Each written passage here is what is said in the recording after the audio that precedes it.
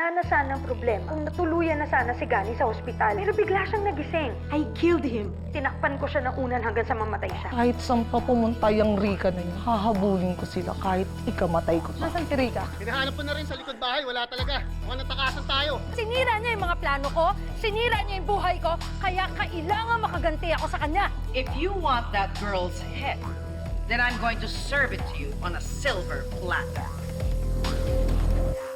Mom, bakit ngayon ka lang tumawag? Ano ba, natatakot na ako. Ange, I'm safe. Kasama ko ang tita Soraya mo. So there's nothing to worry about. Kailangan nating mag-ingat. I'm sure nagmamatsyag sa'yo ang mga pulis sa bawat kilos mo. Sinama nila ako for questioning, pero sinunod ko lang naman yung plano natin na hindi ko alam kung nasan ka. Which is totoo naman, nasan ka ba kasi, Mom? Sana sinama mo na lang ako sa'yo eh. Ange, gusto ko nga sana. Pero sabi ni Ate Soraya, iwanan na kita para mas mabilis ang pagtakas ko. And since nandyan ka, ikaw na magiging mata ko sa mga ikinikilos na ikit. Hanggang kailan ka magtatago, Mom? Paano naman ako? Ange, don't worry. Si Tita Soraya mo will take care of you. You just have to trust her. Ayoko din naman na madamay ka sa gulo. As much as possible. Dapat full deniability ka sa kaso ko. Dapat wala kang kinalaman. Ano pa bang plano mo, Mom? I feel like talong-talo na tayo kay Ikit. No. Pagbabayaran niya ang ginawa niya sa atin. Pagagapangin ko siya hanggang sa magmakaawa siya sa buhay niya.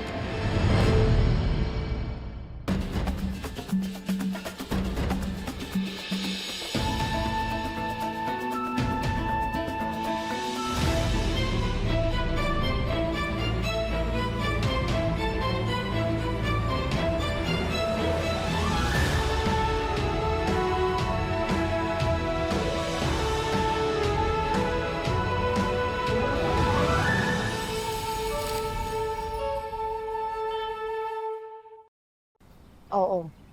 Pupunta lang muna ako ng resort. Yun nga, nakalibak ko ngayon. Marami akong dapat gawin. Pero hindi ako mapakali. Kailangan ko talagang i-check si Miss May. Oo, sige. Mag-update na lang tayo, ha? Sige na. Bye-bye.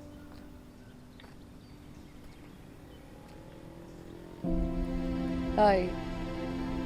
Tay, siguro naman naiintindihan niyo kung bakit sobrang concern ko kay Miss May, di ba? I-promise ko sa inyo,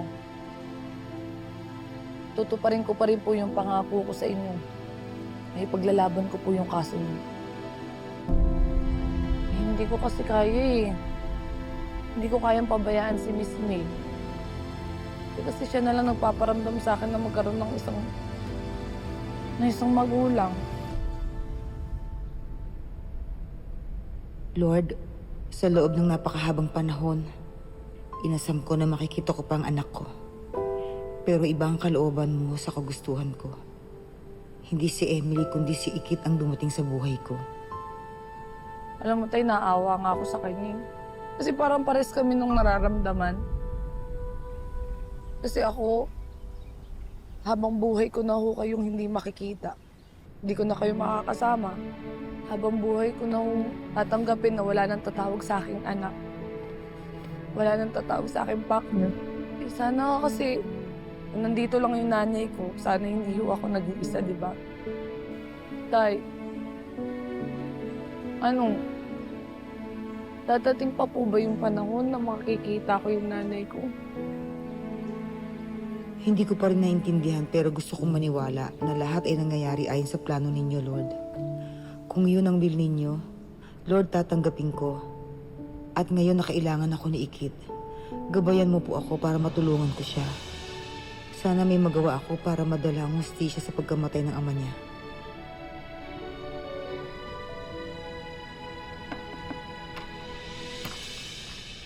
Clara, dito na po yung pinapahanap ni na files ni Ikit. Nandito na rin ba yung pina-research ko sa legal team about sa background ng ama ng Ikit? Yes, ma'am. Everything's there. Salamat.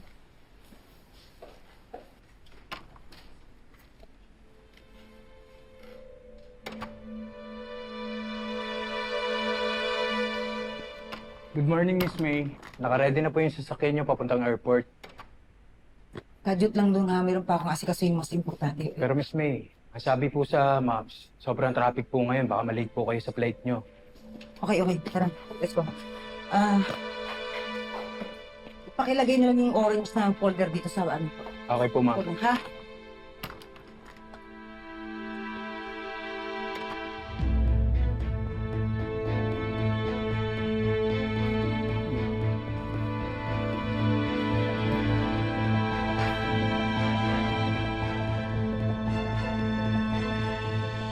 Let's go. Akala ko mga traffic. Sorry, ma'am. Tara na. Ano po?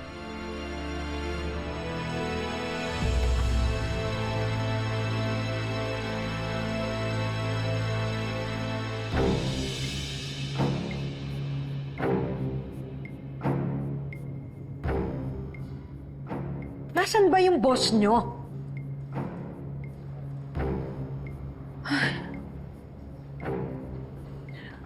I'm sorry I'm late, my dear sister.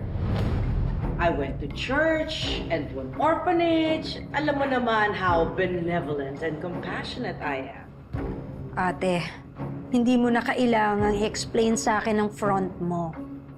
What I need to know is kung kailan ko makakaharap si Ikit. Ye of little faith. May surprise pa naman ako para sa'yo. Sino yan?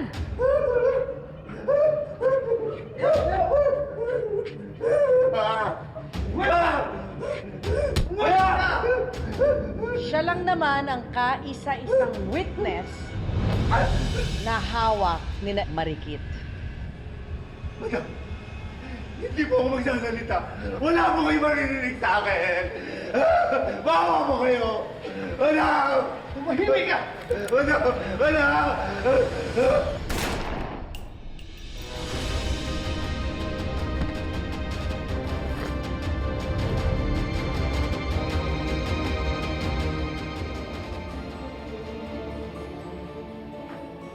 O ngayon, naniniwala ka na?